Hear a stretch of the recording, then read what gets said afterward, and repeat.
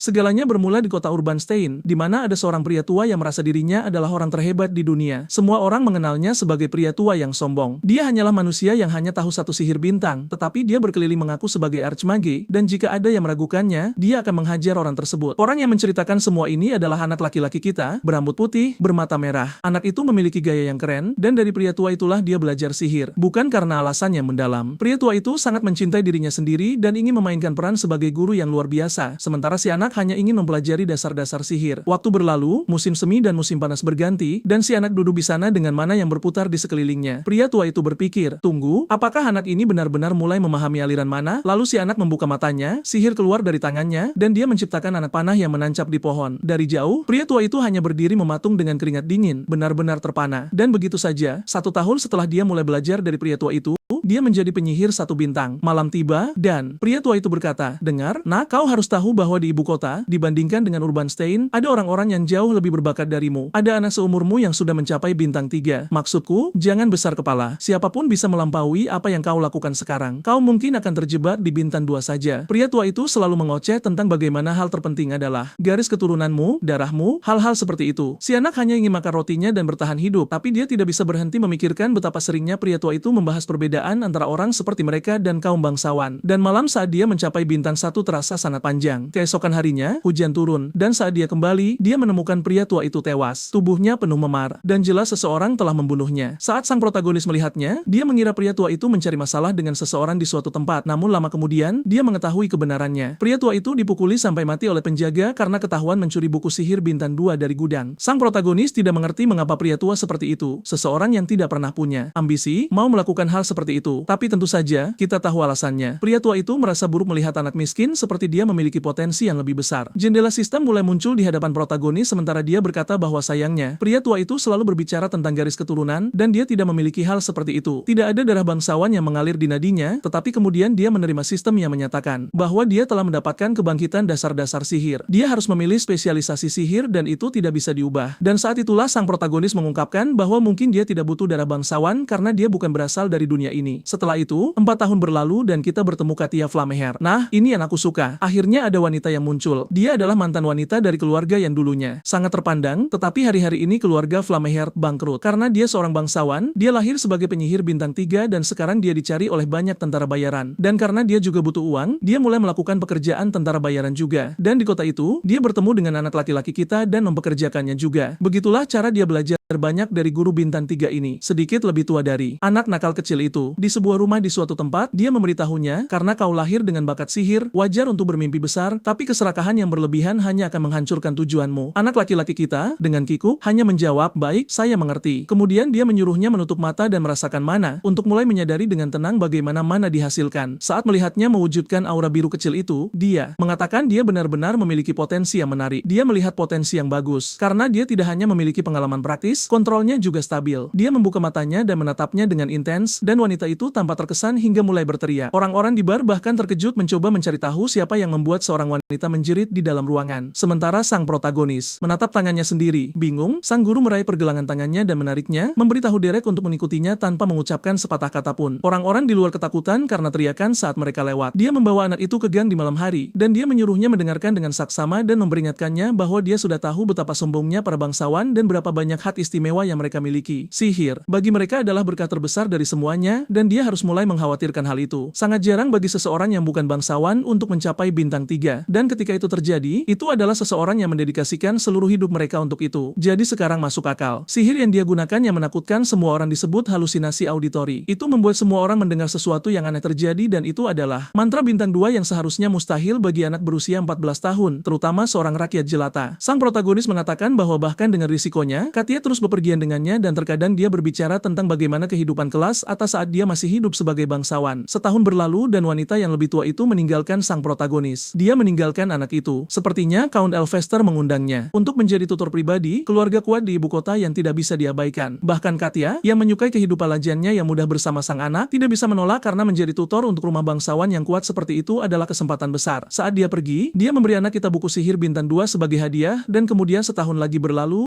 dan dia bersiap untuk pergi. Dia pasti sudah mempelajari segalanya. Dia menguasainya, si anak kecil yang berbahaya. Dia mengatakan bahwa pada usia 16 tahun dia sudah menjadi penyihir hebat dan dia tidak berniat untuk berhenti. Tapi saat ini kita berada di kedai Veldin. Anak itu ada di kedai pada usia 16 tahun. Kebanyakan orang akan berpikir untuk memesan bir dingin, tapi dia sebenarnya di sana untuk mengambil pekerjaan. Pria itu mengatakan kepadanya bahwa permintaannya datang dari Duke of Duplain. Dia seharusnya tahu apa artinya itu. Derek penasaran mengapa seseorang seperti itu tertarik pada orang-orang dari tempat ini. Tapi pria itu hanya menyuruhnya untuk berhenti mengkhawatirkannya. Itu keluarga Duplain. Mereka menghabiskan uang seperti air. Dia seharusnya senang. Kemudian dia menarik anak itu dan berkata, "Ayo, ambil pekerjaannya. Itu akan membuka pintu. Kita akan kaya nanti." Derek menyuruhnya untuk langsung saja mengatakannya. Apa yang harus mereka lakukan? Pria itu menjelaskan tidak ada yang serius, hanya menaklukkan beberapa monster kecil. Pekerjaan mudah. Sang protagonis bertanya apakah dia yakin dan pria itu berkata bangsawan tidak berbohong. Mengapa mereka memberikan misi acak yang tidak berarti? Sang protagonis bisa merasakan ada sesuatu yang salah. Mengapa keluarga seperti Duplain mempekerjakan tentara bayaran acak? Dia tidak bodoh, jadi dia bilang dia tidak mungkin melakukannya. Berikan kepada orang lain. Pria itu memintanya untuk menunggu, tapi Derek berkata untuk memanggil siapapun yang mereka inginkan. Dia tidak menginginkan pekerjaan aneh itu. Bos menjelaskan dia ingin pergi sendiri, tetapi mereka bilang mereka butuh penyihir dan dia harus tahu hampir tidak ada penyihir di kelompok tentara bayaran. Dia memanggil anak itu karena dia satu-satunya yang bisa diandalkan. Tapi itu hanya membuat Derek berpikir itu lebih aneh lagi. Mengapa? Mereka butuh penyihir untuk memburu beberapa monster? Bagaimanapun, itu hanya membuatnya ingin tetap menjauh. Lalu tiba-tiba dia menangkap sesuatu yang dilemparkan ke udara dan pria itu mengatakan sang Duke mengirim koin emas sebagai uang muka. Ini bahkan bukan hadiah penuh. Sang protagonis melihatnya dan kemudian adegan beralih ke seorang pelayan dan seorang gadis kecil di belakangnya yang mengenakan jubah. Itu adalah klien mereka dan bos menyuruhnya untuk menyapa. Pelayan itu ingin tahu mengapa mereka mengirim seorang anak kecil. Dia memiliki harapan tinggi, tetapi ternyata itu bodoh. Bos berkata, "Ya, tunggu sebentar. Anak ini punya potensi. Dia yang paling tangguh yang aku kenal." Tapi pelayan itu berkata, "Tidak mungkin aku menyerahkan misiku ke tangan seorang anak kecil." Kemudian wanita itu mencondongkan tubuh dan berbisik melihat gadis di sampingnya, lalu bertanya, "Namamu Derek kan? Kalau begitu, ayo, mari bicara. Sekarang kita tiba di Kadipaten Duplain." Sesosok Goblito terkena panah di dada. Sang protagonis mendongak dan memenggal kepala yang lain. Satu lagi datang menyerangnya dari belakang, tetapi dengan satu langkah ke samping dan tatapan dingin, panah lain menembus belakang lehernya. Kemudian, dia menyetrum satu hanya untuk memanggangnya tanpa alasan. Setelah itu, dia menoleh ke petugas dan mengatakan dia sudah selesai. Orang-orang yang mempekerjakan mereka semua berdiri di sana menonton. Tidak ada yang mencurigakan sama sekali.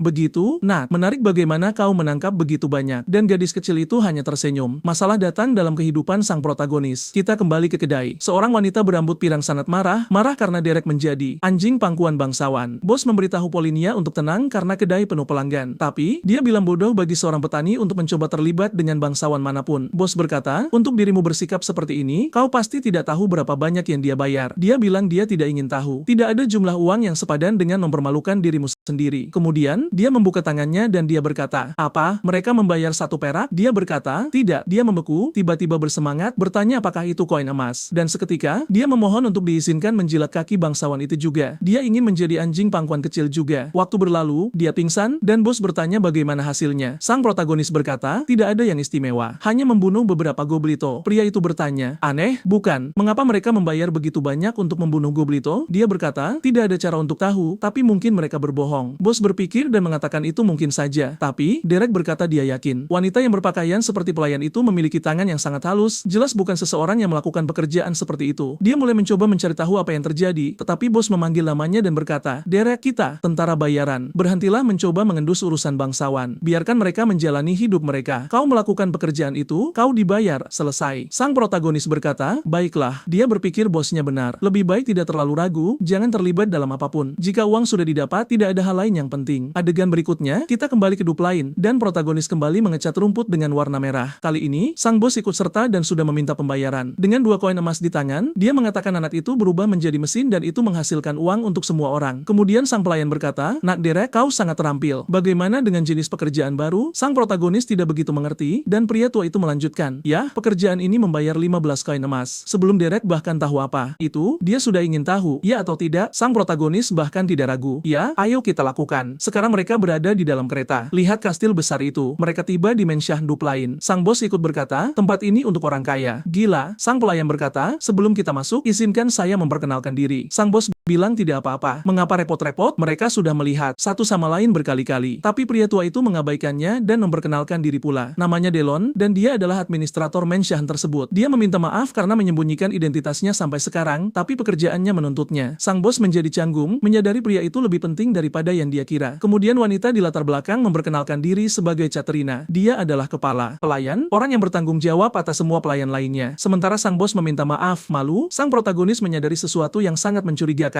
Ini bukan sembarang orang. Dia bukan hanya bertanggung jawab atas tempat itu. Wanita yang mereka kirim adalah kepala pelayan. Dia sudah menduga mereka bukan orang biasa, tapi ini terlalu berlebihan. Kemudian seseorang mulai melangkah keluar dari kereta. Sang bos bertanya siapa itu. Dia menarik tudungnya, rambutnya bergoyang, dan sang protagonis terkejut. Dia memperkenalkan diri sebagai Eselin Eleanor Duplain, dan dia ingin mengundang Derek untuk menjadi guru bagi adik perempuannya. Dan mungkin mereka bisa mengajar kakak perempuannya juga. Sang protagonis bingung. Tunggu sebentar, guru untuk bangsawan? Aku hanya anak kecil, dan kau memberitahuku semua ini. Sejauh ini hanya satu bab, kembali ke Duplain. Di bab berikutnya, pintu terbuka. Seseorang memanggil ayah dan saudara laki-laki mereka Valerius, menyuruh mereka datang melihat ini. Sang ayah bertanya, apakah kau tidak tahu cara bertindak dengan bermartabat? Tapi si anak mengatakan orang yang tidak bermartabat adalah dialah, pelayan terkutuk itu. Pelayan itu sudah mulai berani menyentuh pelayan-pelayannya. Valerius menyuruhnya merendahkan suaranya karena dia sedang berbicara dengan ayah. Tapi dia mengabaikannya dan memberitahu ayahnya bahwa pelayan tidak berguna ini bahkan menghancurkan furnitur. Berapa lama dia akan mentolerir perilaku bodoh wanita ini? Tiba-tiba, si pirang berdiri, meneriakkan namanya, dan berkata, cukup, kalian berdua keluar dari ruangan. Kemudian, seseorang mengatakan bahwa meskipun dialah adalah kasus yang hilang, mereka masih memiliki Eselin. Dan itulah mengapa lebih baik membiarkan dialah menghilang. Sang ayah mengatakan itu bukan keputusannya. Mencoba memahaminya, tampaknya pelayan ini milik dialah, dan Raek ada di sana menyebabkan masalah, mengatakan dia akan membawa kehancuran bagi keluarga sampai sang ayah tiba-tiba meletakkan tangannya di kepalanya dan membanting wajahnya ke atas meja. Sobat, hanya memberitahumu. Dia sudah membuat anak itu mengerti bahwa dia tidak bisa memutuskan apapun. Sial, Raek tidak akan menyerah. Dia bilang dia tidak peduli sama sekali. Cepat atau lambat, ayah mereka harus memilih. Beberapa saat kemudian, anak laki-laki kita muncul, dan dia tidak sendirian. Gadis Eselin ini bertanya apakah dia pernah mendengar tentang saudara perempuannya dialah. Dia bilang dia hanya tahu dia bagian dari keluarga Duplain. Itu saja. Dan dia seperti, ya, dia gadis yang mereka sembunyikan dari dunia. Pintu terbuka, dan Raek masuk bersama Valerius. Dia berkata, hai untuk Eselin, dan bertanya bagaimana kehidupan di Albastein. Dia bilang semuanya baik-baik saja, dan berterima kasih kepada saudaranya karena khawatir. Kemudian, dia bilang mereka akan bicara nanti karena Raek terluka. Derek justru memberikan tatapan ini, memperhatikan si pirang yang lewat. Dia juga melirik ke samping dan melihat seorang pelayan menangis. Jadi, sekarang adegan berada di ruang tamu dengan sang ayah mengatakan senang melihat Eselin baik-baik saja. Dia berterima kasih padanya atas semua dukungannya, dan mengatakan anak laki-laki yang berdiri di sampingnya adalah orang yang akan mengurus dialah. Sang ayah menatapnya, tidak terlihat terlalu senang. Seperti, ya, dia akan menyerahkannya padanya untuk ditangani. Dia berkata, baiklah, mereka sibuk, jadi mereka akan pergi. Tapi, dia hanya berkata, kau tetap di sana. Sang protagonis menoleh ke belakang, lalu sang ayah mulai menulis sesuatu dan berkata, nah, kau terlalu muda. 16, kan? Dia berkata, ya, yang mulia. Pria itu bertanya berapa banyak sihir yang dia tahu. Dia menjawab bahwa dia tahu permulaan dasar dari lingkaran pertama. Ya, tentu, pembohong. Dan raja segera menyadarinya dan berkata, jangan berbohong padaku. Kerendahan hati bukanlah kebajikan. Sang protagonis menjadi canggung melihat aura pria itu keluar. Pria itu, setidaknya, adalah penyihir lingkaran kelima. Derek meminta maaf karena menyinggungnya, dan raja mengatakan tidak apa-apa. Dia mengerti mengapa anak itu melakukannya. Terlalu banyak bakat bisa melahap pemiliknya. Namun, menilai dari usia dan pakaian anak itu, dia tidak terlihat seperti tipe tutor yang dia harapkan. Sang protagonis mengakui dia hanya tentara bayaran. Raja mengatakan tidak apa-apa. Jika Eselin memilihnya, dia tidak akan mengatakan apa-apa lagi. Mulai sekarang, dia akan menjamin aksesnya kemanapun dialah disimpan. Pelayan kecil itu akan membawanya ke sana, jadi pergilah dari sini. Tapi Derek mengatakan dia ingin menanyakan sesuatu. Raja menyuruhnya bicara, jadi sang protagonis mengatakan dia seorang tentara bayaran dan dia selalu menyelesaikan pekerjaan yang dia bayar. Tapi Lady Eselin membuat permintaan yang sangat spesifik, ajari dialah sihir agar dia bisa menjadi anggota masyarakat kelas atas. Sang ayah bertanya mengapa dia menyatakan hal yang sudah jelas. Sang protagonis berkata, ya, karena permintaan itu, dia akan membutuhkan bantuan juga. Raja tidak mengerti, tapi adegan beralih ke UFO yang berputar-putar dan hampir mengenai kepala pelayan. Pelayan itu meminta maaf kepada Nona Diala, tetapi gadis itu mengatakan permintaan maaf tidak akan melakukan apa-apa. Dia seharusnya keluar dari pandangannya sekarang, atau dia akan melemparkan sesuatu yang lain ke wajahnya yang menyedihkan. Jadi, ya, jelas anak yang sulit. Saat minum teh, sang ayah bertanya mengapa dia memilih anak Derek itu. Bukan hanya karena mereka bisa memilih seseorang yang bangsawan dari keluarga lain, juga aneh dan jarang bagi rakyat jelata untuk bisa mengajar seorang bangsawan. Dia mengatakan mereka sudah sudah mencoba hampir setiap guru berbakat di benua itu dan mereka semua berhenti. Dia sangat membutuhkan seseorang yang bisa menggunakan sihir dan karena dia seorang tentara bayaran, mungkin dia tahu sesuatu yang tidak diketahui bangsawan. Siapa tahu, sekarang aku sadar itu Jaden. Aku mencampurnya dengan ayah keluarga itu untuk sedetik dan dia berkata, "Yah, Derek hanya tahu beberapa hal karena guru lamanya adalah seorang wanita dari rumah bangsawan, jadi mungkin dia punya potensi." Iselin mengatakan setidaknya dia tampak anggun dan sopan untuk seorang tentara bayaran. Jaden mengatakan dia masih harus banyak belajar dalam hal membaca orang. Dia benar-benar tidak tahu Derek adalah penyihir yang tumbuh di jalanan. Dia sudah bekerja sebagai tentara bayaran untuk waktu yang lama. Apakah dia pikir dia masih hidup dan mendapatkan misi karena dia baik? Jadi, dia sampai di pintu, mengetuk, tidak ada jawaban. Dia tidak suka itu, jadi dia meraih pegangannya. Dia membukanya, berkata, "Hai, hei, namaku Eri. Permisi, aku masuk." Dia masih menghadap ke belakang dan menyuruhnya mendekat. Dia berjalan mendekat dan tiba-tiba dia tertawa dan apa-apaan, dia melemparkan sesuatu ke wajahnya. Dia bahkan tidak bereaksi, hanya sedingin batu. Gadis kecil itu bertanya apa yang dia lakukan di sana. Mengapa mereka membiarkan tikus selokan masuk ke kamarnya? Kemudian dia mencondongkan tubuh dan berkata dia mendengar dia sampah jalanan. Dia mengambil kursi, memanjat seperti orang idiot, dan menuangkan seember penuh ke atasnya, air limbah literal, agar dia mengingat kotanya. Dan dia masih belum mengucapkan sepatah kata pun. Dia hanya berdiri di sana, diam dan basah kuyup seperti perenang bisu. Dia menatapnya. Dia tidak suka reaksinya. Kemudian dia menendangnya di dada dan dia jatuh seperti sampah. Lengan disilangkan, dia melepas sepatunya, berkata dia bau, dan melemparkannya ke arahnya. "Tunggu, apa? Tidak, tidak, tidak. Apa yang dilakukan seniman ini menunjukkan kaki seperti itu? Kau mencoba masuk penjara?" Seseorang panggil FBI dan kirim mereka ke rumah orang ini. Sekarang juga. Dan ayahnya bahkan tidak tahu dia menempatkan tentara bayaran jalanan untuk bertanggung jawab atas seorang putri yang di luar sini menunjukkan kaki. Gadis ini lahir di era yang salah. Hari-hari ini dia akan menghasilkan miliaran dengan menunjukkan kaki di OnlyFans. Dia semua termenung menatap keluar jendela, mengingat apa yang dikatakan sang protagonis kepadanya. "Aku dengar dia sulit diperbaiki. Jadi, berapa banyak otoritas yang aku miliki? Apa yang aku diperbolehkan lakukan atau tidak dilakukan?" Kemudian tamparan tepat di wajah. Sial. Dia menyeretnya seperti sampah. Sang protagonis berjalan saat dia duduk di sana karena terkejut. Dia memberitahunya, "Bangun, bajingan." Jadi, karena kita ingin melihat apa yang terjadi, kita harus kembali 3 tahun ketika dia bersama gurunya. Kebetulan, dia bertanya kepadanya, "Guru, apa yang akan kau lakukan jika kau harus mengajar seseorang yang tidak tahu berterima kasih dan sulit?" Dia mengatakan dia akan mencoba memahami orang itu, perjuangan mereka, dan merangkul mereka. Dia bilang itu terlalu idealis. Bagaimana jika siswanya lebih buruk dari itu? Dia berkata, "Inti dari mengajar adalah membimbing orang menuju jalan yang lebih baik. Jika kau tidak bisa melakukan itu, hanya ada satu pilihan lain." Dia bertanya, "Apa?" Dan dia berkata, "Ketakutan." Kembali ke pipi kemerahan. Sang protagonis berkata, mulai sekarang dia akan memperlakukan semua orang dengan pertimbangan dan rasa hormat, dan dia harus tahu dia tidak akan mengulanginya. Dia berdiri dan menamparnya kembali. Sekarang ini berubah menjadi perang tamparan. Dia bertanya siapa yang dia pikir dirinya, dan dia menamparnya lagi. Dia memperingatkannya lagi bahwa dia tidak akan mengulanginya. Pertarungan dimulai. Tapi dari raut wajahnya, dia sepertinya menikmatinya. Kemudian dia berteriak. Untuk pelayan mengatakan ada orang kotor di sini memukul seorang wanita muda. Pelayan itu bergegas masuk. Nona mudaku, apakah kau baik-baik saja?" Kemudian dia menoleh ke Derek dan bertanya apa yang dia pikir dia lakukan memukulnya, dan apa yang terjadi jika Duke mengetahuinya. Saat itulah sang protagonis berkata langsung ke wajahnya, "Yang mulia Grand Duke Duplane memberiku otoritas penuh untuk mendidiknya bagaimanapun caranya. Aku bisa menggunakan metode apapun." Pelayan itu melihat ke arah seperti,